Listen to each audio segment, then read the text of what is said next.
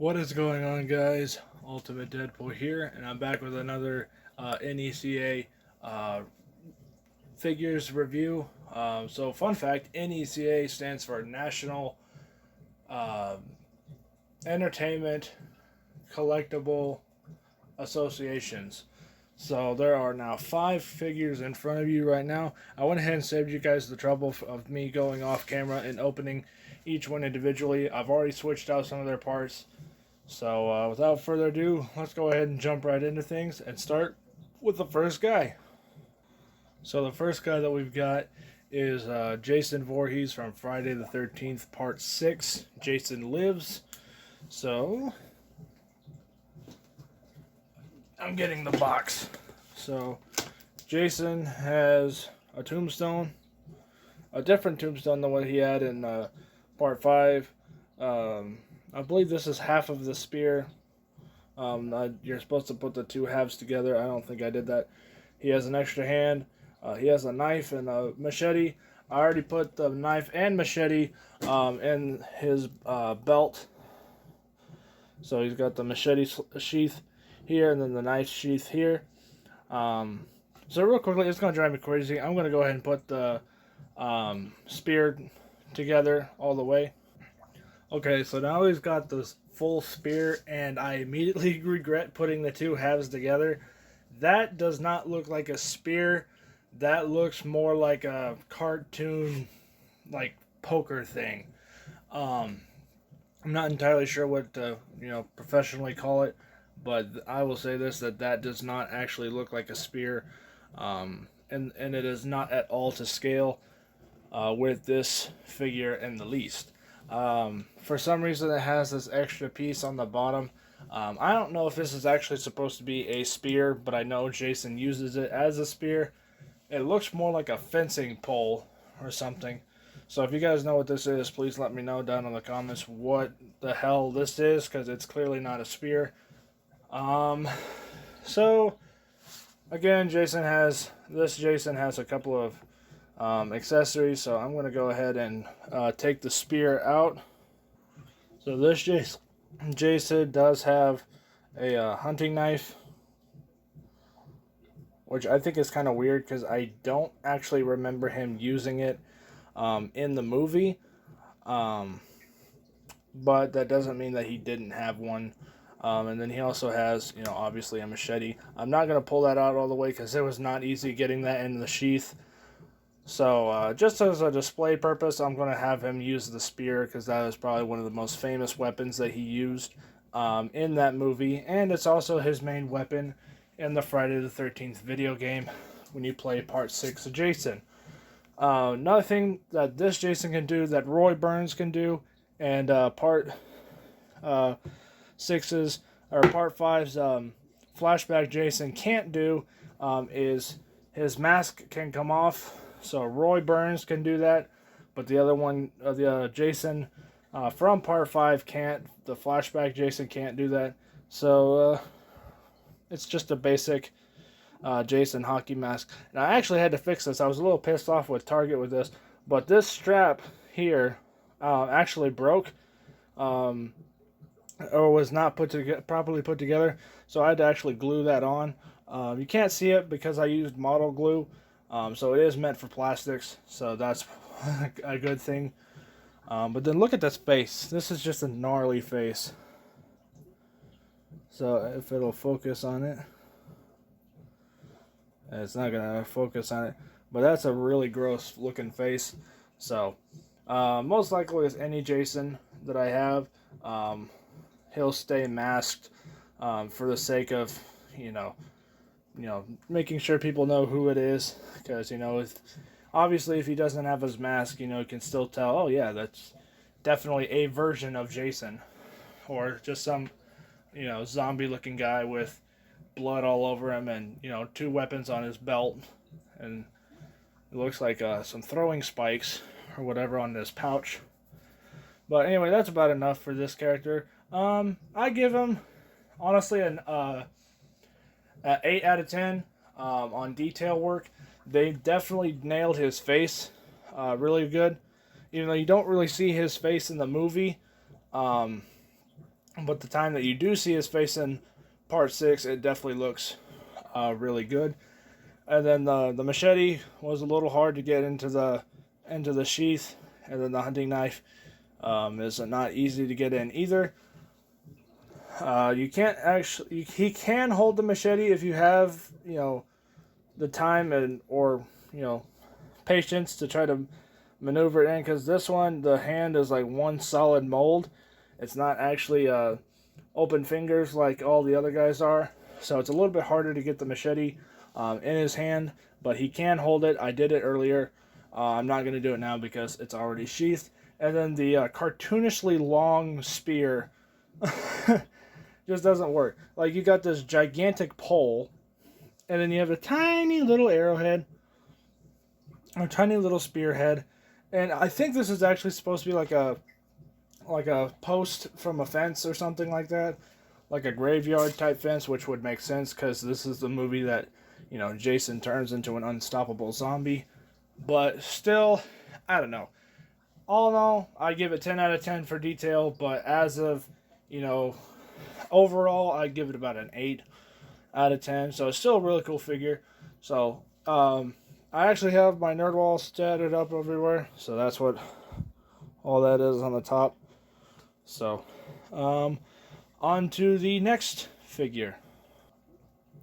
And the next figure that we have is yet another Jason Voorhees. This is Jason Voorhees from Friday the 13th Part 3 3D.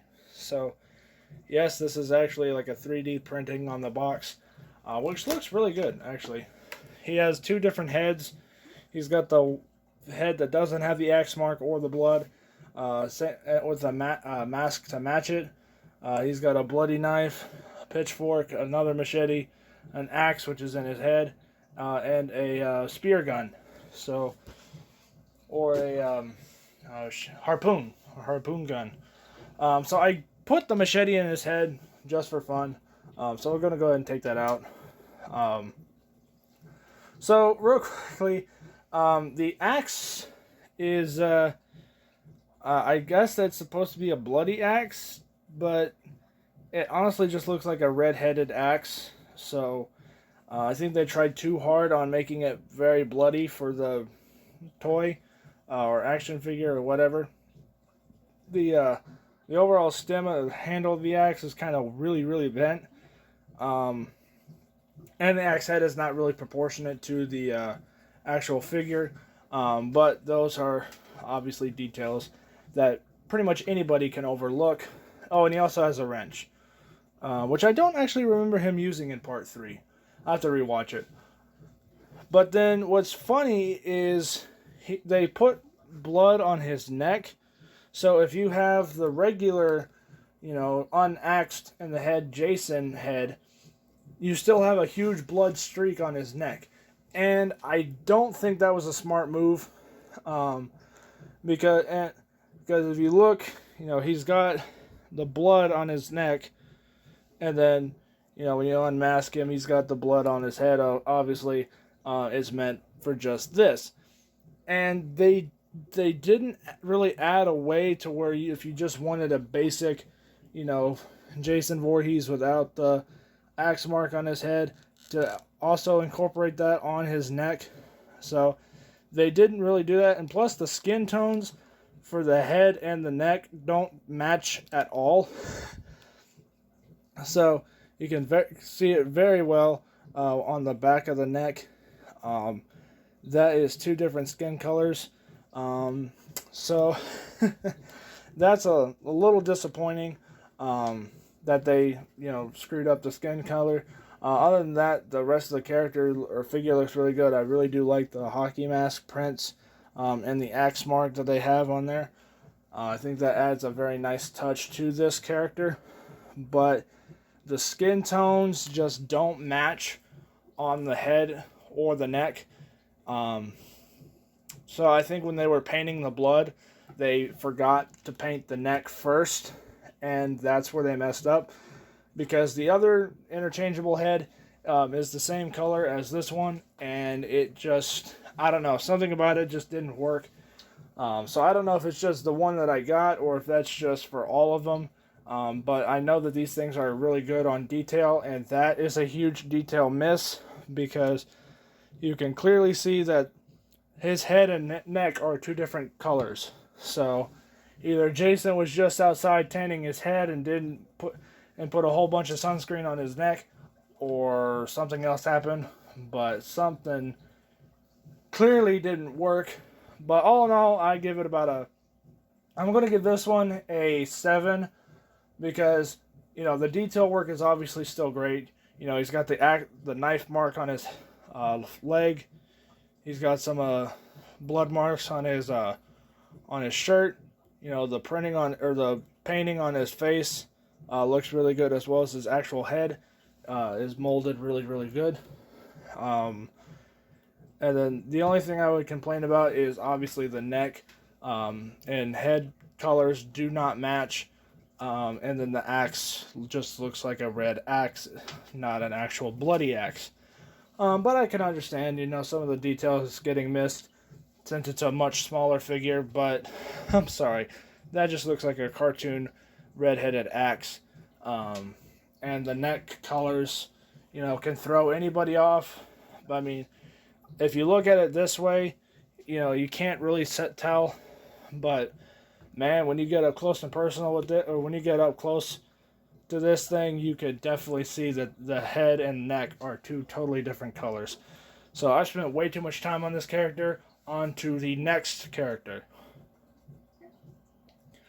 Alright, next up is probably one of my favorite figures out of this entire series / collections that I've done.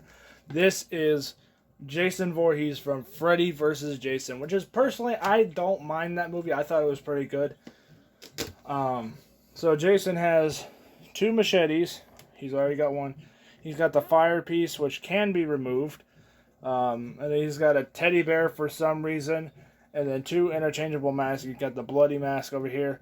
And then the Freddy Krueger glove / his slashed mask over here. Now, I can't stress detail enough when it comes to these things, but this is hands down one of the most detailed action figures I think I have ever seen, ever. There's just so much detail work on this, it is unbelievable. So it does make him look a little bit bulky and clunky, but you know what? If that's what they had to do to make this character look this good, I'm okay with it. So like I said, you can take the fire piece off. So I'm going to go ahead and take it off for now. The actual machete looks pretty good. And then Jason's jacket looks pretty good. So this is what I modeled my Halloween decoration Jason off of. I didn't actually notice this earlier. He has hair. So there was a slight missed opportunity to have like string hair or something like that for this, but you know what? Pennywise and Michael Myers don't have it, so I guess it's fine. So for those of you who may know this, please let me know down in the comments. Why in the world does Jason have a teddy bear? Because I have seen Freddy vs. Jason a couple of times, and I don't remember seeing him with a teddy bear. So, if anyone could let me know why the hell Jason Voorhees has a teddy bear for this particular figure, please let me know, because I don't know why he's got a teddy bear. My mother and I came up with the idea that in one scene in Freddy vs. Jason, Freddy scares Jason Voorhees with water so much that he reverts back into a kid. And we think that that's why he has a teddy bear, is to show that even Jason Voorhees has to cuddle up with a teddy bear because of Freddy Krueger. Which in a way totally makes sense, but I mean, come on, it's Jason Voorhees. It's a mountain of muscle. And he's afraid of water. And I don't see why he has a teddy bear. I don't get it. I don't understand it, but it's adorable for some weird reason. Earlier, we put him in a pose because I took these out of the box a while ago. But we had the teddy bear in his hand, and then we had his arm bent up, and we had him looking at the bear, and then we had the machete up like this. Like, yeah, he's like, yeah, you're gonna get it, Mr. Teddy Bear. So it was something funny that we had, and we also had like the flaming piece on the end of the machete. But we ended up agreeing that that was way too dark, even for Jason, for some ungodly reason. So for the sake of the rest of this video, he's not gonna have the flaming piece or the teddy bear, at least while he's on camera, because I went ahead and put the axe back in part 3's head. Another thing that I think is kind of funny is how big Jason's boots are. Those are some thick freaking soles on those shoes. And what's funny is, fun fact, Kane Hodder, the main actor who played Jason Voorhees from part 7 through 10, really wanted to play Jason. And they replaced him with Ken Kirzinger because he was a taller actor. Kane Hodder is 6'8". Ken Kirzinger is only 6'9". So he's a solid 1 inch taller. And I think most of that is because of these freaking boots. I don't know why they did that, but, you know, I honestly think if they had just wanted, you know, freaking taller Jason, they could have stuck, you know, Kane Hodder on boots like that and have it been perfect. And then also, you can take his mask off, even though you do not see Jason's face at all in Freddy vs. Jason.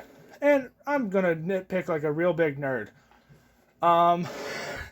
Jason Voorhees in Freddy vs. Jason has 2 eyes. But yet, in Friday the 13th Part 4, he gets a machete to the side of the face so deep it completely cuts one of his eyes in half and completely destroys it.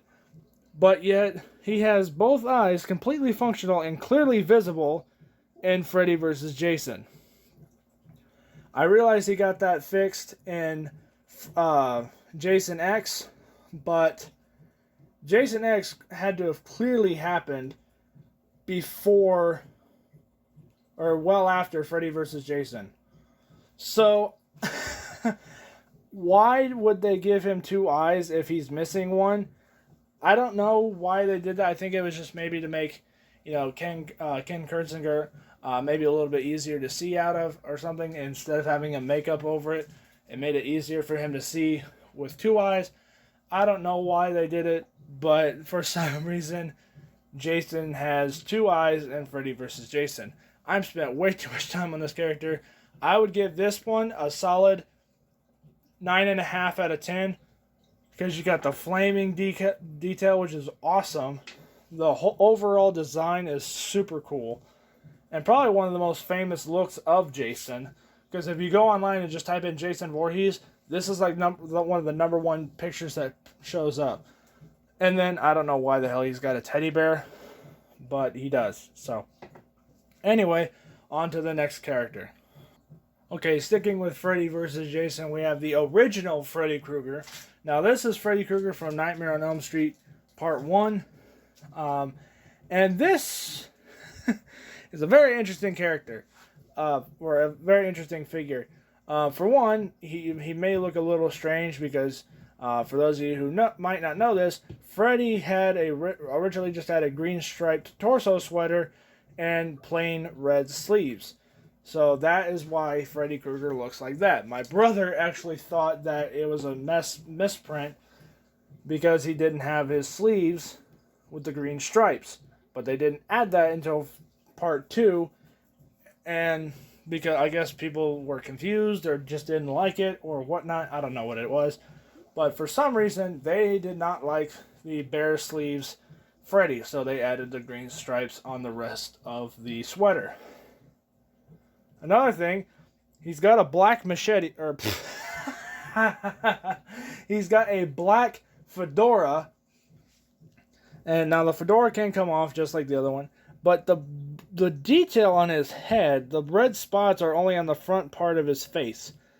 The rest of it is just wrinkles. So I think that's just because the first Elm Street movie was made on such a low budget that they needed to make Freddy Krueger's look super simple, and that's what they did. And then, he's got the finger glove, which looked really good, honestly. Again, same thing with the amount of detail. They even got the underhand of the glove looking really good. But then another thing that had to have been done because of a cheap, low-budget movie. I don't know actually exactly what the first Elm Street movie's budget was, but it probably wasn't that expensive. He has a bare, regular left hand. So, I'm glad they fixed that in, parts 2 through, 6. But technically 7 if you include Freddy vs. Jason as another Elm Street movie.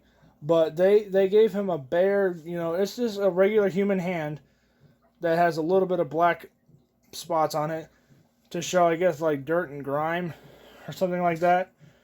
So, the detail again on his face is just unbelievable. That seriously does look like Robert Englund. Freddy also comes with Freddy comes with a few accessories. 2 different interchangeable heads. One is a smiling, creepy face. The other one is the skeleton face from the opening of the movie. I can't remember her name, but she pulls off, or she goes and tugs at Freddy's face, and then it falls off, and you see a puppet skeleton underneath. And then you have the face of I believe it was the first victim. And then you have the fingerless Freddy hand. In one shot, he cuts off 2 of his fingers to show that he's immortal. And then he has the tongue telephone, because Nancy was on the phone, and the bottom of it morphs into Freddy's mouth, and he tries to give her tongue. So, better look at that is on the back. And then look at his hand. So I think they just made his hand black to show that it was dirty and gross and grimy, to match the overall look of Freddy. Then they decided to give him more of a upgrade, entirely new upgrade for the remainder of the series. Mainly the stripes on the arms, and the burnt left hand. But Freddy's look always did change throughout the movies, because if you had to sit in a chair for 7+ hours for makeup, you're not going to get it right the exact same thing every single time. It's going to change, ever so subtly, even though there are a lot of times when it changes dramatically. But overall, it still changes quite a bit throughout the entirety of the Elm Street movies. Now, on to our last figure for now. Alright, now this is the last one, and probably another one of my favorites. This is the original Predator from the first Predator movie, the one with Arnold Schwarzenegger, which is still the best. So, Predators wasn't bad, but Predator 2 kind of sucked. AVP was okay, AVP Requiem was eh. And then 2018's Predator was just awful. I did not like the 2018's Predator. I thought the humor just didn't work. So, I don't know. I know there's a lot of people who do like 2018's Predator, and I do like the overall storyline that they chose. I just didn't like any of the characters. So, this is, again, hands down a really, really well done character. You got the wrist blades and all of their mechanical detailings. And these are actually kind of sharp. I actually scratched my finger with one of them earlier when I was opening this thing and switching out the hands. Because originally he had like a clenched fist type of hand. And I decided to go ahead and switch both hands out. And then even in this arm, he's got the mechanical detailing. Even this, the little hoses, the little spinal parts, the fishnet, everything is just unbelievably great. The feet look really good. The overall skulls that are on his banister look really nice. The freaking plasma cannon on his shoulder looks freaking amazing. And then all the armor parts on his wrist and arm look pretty good. The helmet looks really good. And he does come with a couple of accessories. So he's got another unmasked head. He's got another mask, and you can't actually put this mask on that head for some reason. He has two skulls, one with a spinal cord, the other one is just a skull, and he's got the two hands, and then he's got the plasma cannon, plasma blast. Again, great craftsmanship on all of these characters. All of these that just look amazing. But this one, I honestly thought the Predator was taller than Freddy vs. Jason's Jason. And you'd be surprised, Jason is actually taller than the Predator, which I thought was ridiculous. Now, clearly the Predator isn't standing up all the way, but we did a size comparison, and he is actually, the Jason Voorhees is actually taller than the Predator. So, there's a more down-to-earth type shot. And they're both standing completely straight, and the Predator is slightly shorter than Freddy vs. Jason's Jason Voorhees, which I thought was mind-boggling. Because Jason looks a little bit shorter than the Predator. But yet the Predator is actually slightly shorter than Jason. But the overall character looks really nice. If I had to complain anything on this about this Predator figure in general, is these small little hoses that go here and here are way too flimsy. I've already had to glue this one back on twice, and it still broke off. So it is fixed now, so it's not going to go anywhere. And again, I'm not going to use these characters for any stop motions or anything. If I do, it's going to be like a real quick, 30-second one. So it's not going to be like a major one. But, yeah, those would be my only complaint on this particular character. It's just because I think they're so thin and flimsy that, you can't exactly move his arm that well. But then again, if you have the plasma caster cannon on his back, then you don't really need to move his arm that much anyway. But that'd be my only complaint is, make the hoses just a little bit thicker, just so that way they can, bend and move a little bit better, and not snap off. But other than that, that's about it. This is, again, hands down, probably one of my favorite designs for, the Predator. The Predator's always looked cool, but I think the original look for it was always one of my favorites. The Berserker Predator in Predators looks really cool. This Predator looks pretty good. Even the City Predator from Predators 2 looked really cool, but I like the original look. There's something about the original look that just looks better. So, again, these are really well detailed figures, and I hope to review more of them. I do know I have at least 2 or 3 more coming. One is like Chucky, the other's Ash, and the third is the Freddy Krueger Demon from Wes Craven's New Nightmare. So I will review those when they come in. So anyway, thank you guys so much for watching this long ass video. Hopefully you guys enjoyed it. So I'll probably use this setup a little bit more often once I figure out camera angles and camera placements to make it look better. But this is my nerd wall, so I'll cover this in another video. But I've modified it so many times it's not even funny, but I'll get everything sorted out here in a little bit. But I hope you guys enjoyed, and I will see you guys all next time on Ultimate Deadpool Studios. Peace out. You guys are awesome. I'll see you guys all later. Bye.